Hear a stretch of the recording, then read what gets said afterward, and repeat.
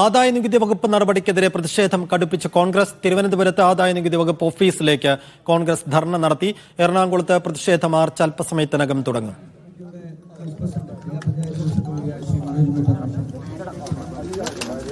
ഏറ്റവും ബഹുമാനായ ഈ സമരത്തിന്റെ അധ്യക്ഷൻ ജില്ലാ കോൺഗ്രസ് കമ്മിറ്റിയുടെ പ്രസിഡന്റ് മുഹമ്മദ് ബഷീർ, ജില്ലാ കോൺഗ്രസ്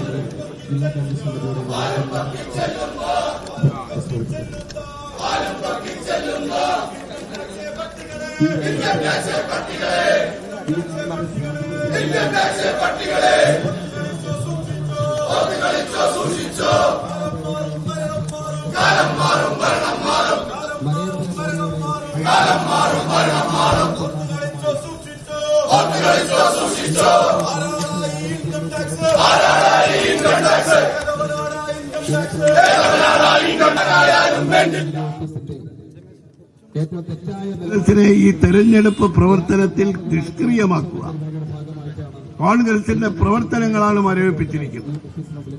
മിക്ക രാഷ്ട്രീയ പാർട്ടികൾക്കും പെനാൽറ്റി അടയ്ക്കാൻ ആവശ്യപ്പെട്ടിരിക്കുക. CPIക്കും CPMനും എല്ലാം നോട്ടീസ്.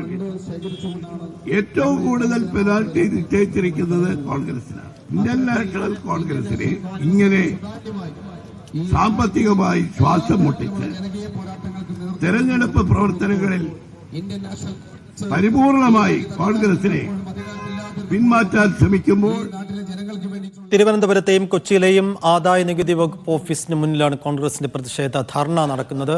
കൊച്ചിയിൽ നിന്ന് നിതിൻ തോമസ് ചേരുന്നുണ്ട്. നിതിൻ, ധർണയാണ്, ആ നിലക്കൊരു അക്രമാസക്തമായ അവസ്ഥയിലേക്കൊന്നും കാര്യങ്ങൾ പോകില്ല എങ്കിൽ കൂടി എങ്ങനെ പുരോഗമിക്കുന്നു? തിരുവനന്തപുരത്ത് കവടിയാറിന്റെ ഇൻകം ടാക്സ് ഓഫീസിന് മുന്നിലാണ് കോൺഗ്രസ് ധർണ സംഘടിപ്പിച്ചത്. പറഞ്ഞതുപോലെ തന്നെ സമാധാനപരമായിരുന്നു ധർണ സംഘടിപ്പിച്ചത്. തുടർച്ചയായി കോൺഗ്രസിന് ഇൻകം ടാക്സിന്റെ നോട്ടീസ് ലഭിക്കുന്നതുമായി സംബന്ധിച്ചാണ് ധർണ സംഘടിപ്പിച്ചിരുന്നത്. ധർണ സംഘടിപ്പിച്ച് ഉദ്ഘാടനം ചെയ്ത UDF കൺവീനർ MM ഹസൻ സംസാരിക്കുകയുണ്ടായി.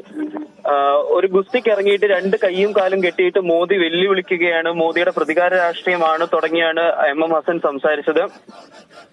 ഇന്ത്യക്ക് സ്വാതന്ത്ര്യം നൽകാൻ ബ്രിട്ടീഷ് നിർബന്ധിതരായ പോലെ ഫാസിസ്റ്റ് ഭരണം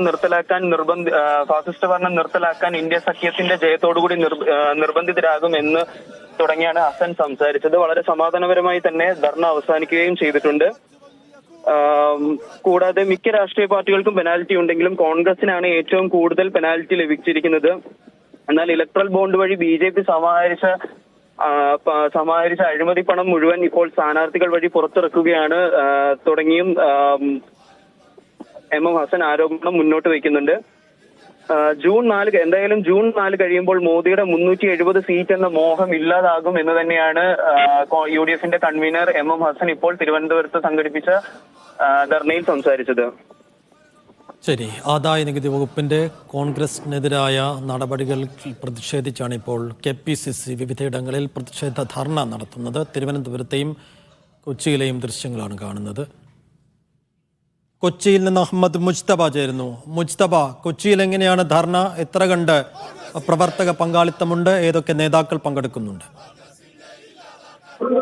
തീർച്ചയായും എറണാകുളത്ത് പ്രവർത്തകരുടെ വലിയ നിര തന്നെ ആദായനികുതി ഓഫീസിന്റെ മുമ്പിലേക്കുള്ള മാർച്ചിൽ പങ്കെടുക്കുന്നുണ്ട്. DCCയുടെ നേതൃത്വത്തിൽ DCC അധ്യക്ഷൻ കൂടിയായിട്ടുള്ള സിയാസിന്റെ നേതൃത്വത്തിൽ പ്രവർത്തകർ ഇപ്പോൾ ഈ പോലീസ് മാർച്ച് തടഞ്ഞിരിക്കുകയാണ്. ആ ബാരിക്കേഡിന് മുന്നിൽ ഇപ്പോൾ പ്രതിഷേധം തുടരുകയാണ്. എന്തായാലും ഉദ്ഘാടന പരിപാടികളാണ് ഇപ്പോൾ നടന്നുകൊണ്ടിരിക്കുന്നത്. കേന്ദ്രത്തിനെതിരെ ഇത്തരത്തിൽ രൂക്ഷ വിമർശനം ഉന്നയിച്ചുകൊണ്ട് അല്ലെങ്കിൽ കേന്ദ്രത്തിന്റെ കോൺഗ്രസിനെതിരായ സ്വത്ത് മരവിപ്പിക്കൽ ഉൾപ്പെടെയുള്ള നടപടികളിലേക്ക് കടക്കുന്ന നടപടിയെ രാഷ്ട്രീയ പ്രേരിതമായി തന്നെ കണ്ടുകൊണ്ട് അതിന് രാഷ്ട്രീയമായി എതിർക്കുക എന്ന ലക്ഷ്യത്തിൽ രാജ്യവ്യാപകമായി നടത്തുന്ന പ്രതിഷേധത്തിന്റെ ഭാഗമായാണ് DCCയും എറണാകുളത്തെ DCCയും ഇത്തരത്തിൽ പരിപാടി സംഘടിപ്പിച്ചിരിക്കുന്നത്. എന്തായാലും പ്രവർത്തകർ ഇപ്പോൾ ഈ പോലീസ് മാർച്ച് തടഞ്ഞ ബാരിക്കേഡിന് മുന്നിൽ നിൽക്കുകയാണ്. അവിടെ പ്രതിഷേധം തുടരുകയാണ്. ഉദ്ഘാടന പരിപാടികളാണ് ഇപ്പോൾ നടക്കുന്നത്. ഒരുപക്ഷെ ഉദ്ഘാടന പരിപാടിക്ക് ശേഷം DCC അധ്യക്ഷൻ ഉൾപ്പെടെയുള്ള ആളുകളുടെ സംസാരത്തിന് ശേഷമായിരിക്കും പ്രതിഷേധം കടുപ്പിക്കാനുള്ള സാധ്യത. എന്തായാലും ഇപ്പോൾ ആദായ നികുതി ഓഫീസിന് മുമ്പിൽ സെൻട്രൽ GST ഓഫീസിന് മുമ്പിൽ ഇപ്പോൾ പ്രവർത്തകരുടെ പ്രതിഷേധം തുടരുകയാണ്.